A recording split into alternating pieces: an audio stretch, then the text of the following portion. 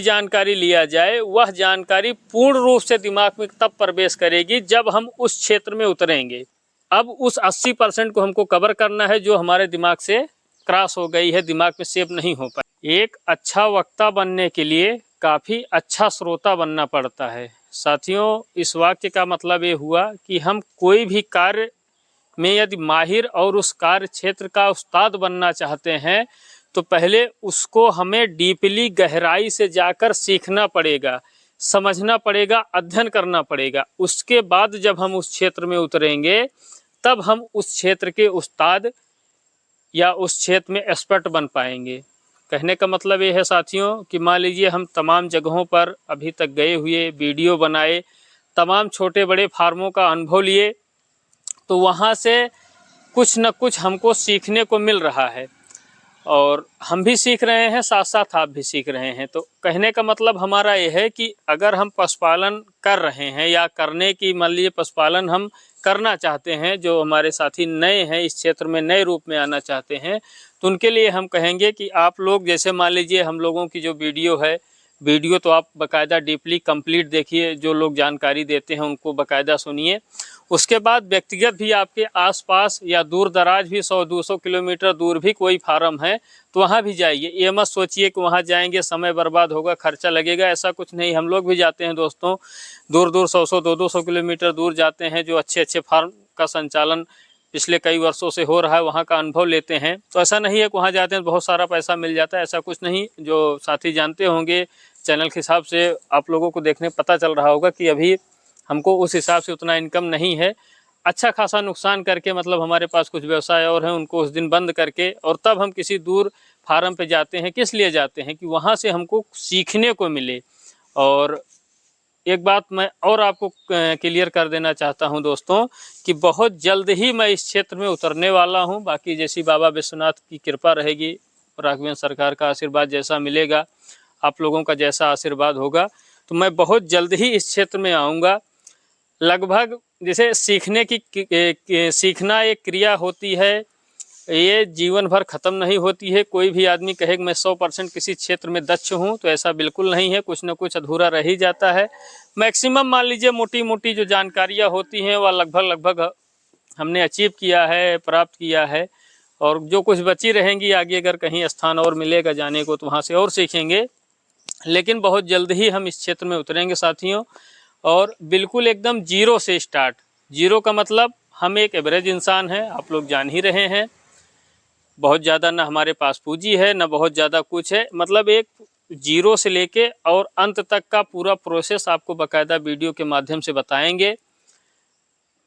कहाँ से हमने पैसे की व्यवस्था की, शेड, और आपको बताते चलें कि शेड अभी छोटा सा हमारा यहीं बनेगा दोस्तों। दिखाइएगा आप थोड़ा उधर से, हाँ बस इधर घुमा लीजिए, वहाँ से लेके और उस पेड़ तक यही प्लानिंग है। पुरानी चन्नी उधर दिखाइएगा, पुरानी ये चन्नी बनी हुई है, और यहीं से जो है चन्नी उधर रहेगी, ठीक है, नहीं तो उसको बीच में भी ला सकते हैं, जैसा भी होगा। मतलब एकदम जीरो से स्टार्ट करेंगे।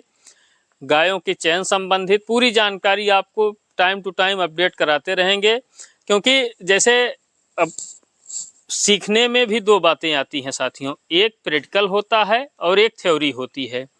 तो अभी तक तो हमने थ्योरी ली, समझिए कि जो भी जानकारी मौखिक लिए, वीडियो के माध्यम से मान लीजिए रिकॉर्ड हुई, सुने समझे, तो कोई भी जानकारी लिया जाए वह जानकारी पूर्ण रूप से दिमाग में तब प्रवेश करेगी जब हम उस क्षेत्र में उतरेंगे। तो अभी तक तो हमने जानकारी ली है, और कई बार ऐसा भी होता है साथियों कि जब किसी नए क्षेत्र में हम कोई जानकारी लेते हैं, मान लीजिए नया ही क्षेत्र है पशुपालन, नए क्षेत्र में जानकारी लेते हैं, तो वहाँ की अब मान लीजिए 100% में से हम बताते हैं कि 80% जानकारी जो है वो उड़ने लगती है दिमाग से ना।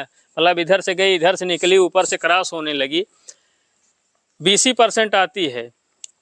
अब उस 80% को हमको कवर करना है जो हमारे दिमाग से क्रॉस हो गई है, दिमाग में सेव नहीं हो पाई है। तो वह 80% सेव होगी भी नहीं अगर हम ऐसे चारों तरफ घूमते रहें, परिक्रमा करते रहेंगे, सेव नहीं हो पाएगी। सेव वह कब होगी?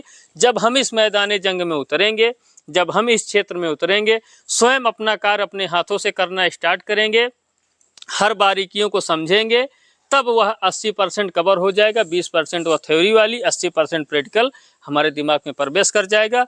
फिर हम ये उम्मीद करते हैं कि हम जरूर सफल होंगे। और साथियों, हम एक चीज़ और बताते चले, हम अपनी बात व्यक्तिगत कर रहे हैं कि हम जब से समझदार हुए हैं आज तक हमारा जीवन संघर्षों से ही भरा हुआ है।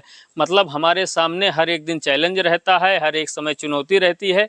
तो हम अपना बड़ाई नहीं कर रहे हैं, लेकिन हम इतना कॉन्फिडेंस अपने अंदर ज़रूर ला चुके हैं या है हमारे अंदर कि हम इतना संघर्ष किए हैं, तो हम इसका जो भी मेहनत होगी हम इस चैलेंज के साथ करते हैं, उस किसी मेहनत से हम पीछे नहीं हटेंगे।